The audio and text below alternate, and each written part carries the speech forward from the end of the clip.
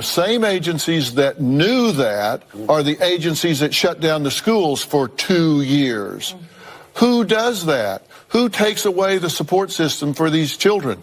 Who takes them away and shuts it down? And by the way, when they shut it down, they stopped the mandated reporters from being able to see children that were being abused and sexually molested, and in fact sent them home and abandoned them to their abusers with no way to watch, and referrals dropped 50 to 60%. So there was also a pandemic going on, and they were trying to save kids' lives. Remember, we know a lot of folks who died during this. So it wasn't, people weren't laying around eating bond, but, well, you know what? We're lucky. Maybe we're lucky they didn't, because we kept them out of the places that they could be sick, because no one wanted to believe we had an issue. Are you saying no school children died of COVID?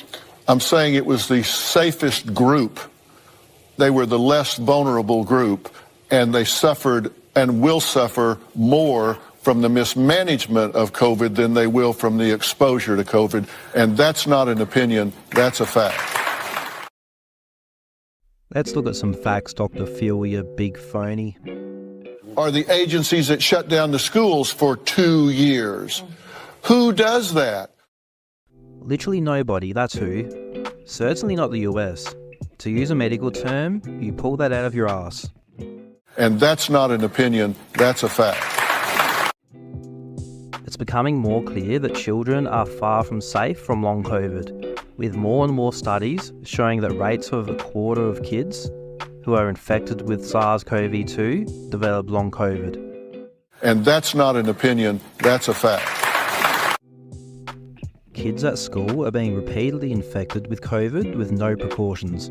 It's become more clear that repeat infections increase the risk of long COVID, with this study out of Canada showing that by the third infection, the long COVID rates are 38%. And that's not an opinion, that's a fact. Long COVID causes brain damage, and repeat infections cause brain damage. Kids are not immune to this. And that's not an opinion, that's a fact. In conclusion, Dr. Phil wants your children to get brain damage.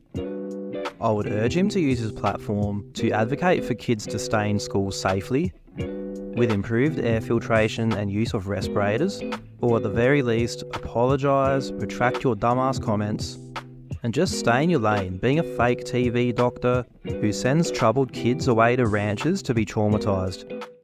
And that's not an opinion, that's a fact.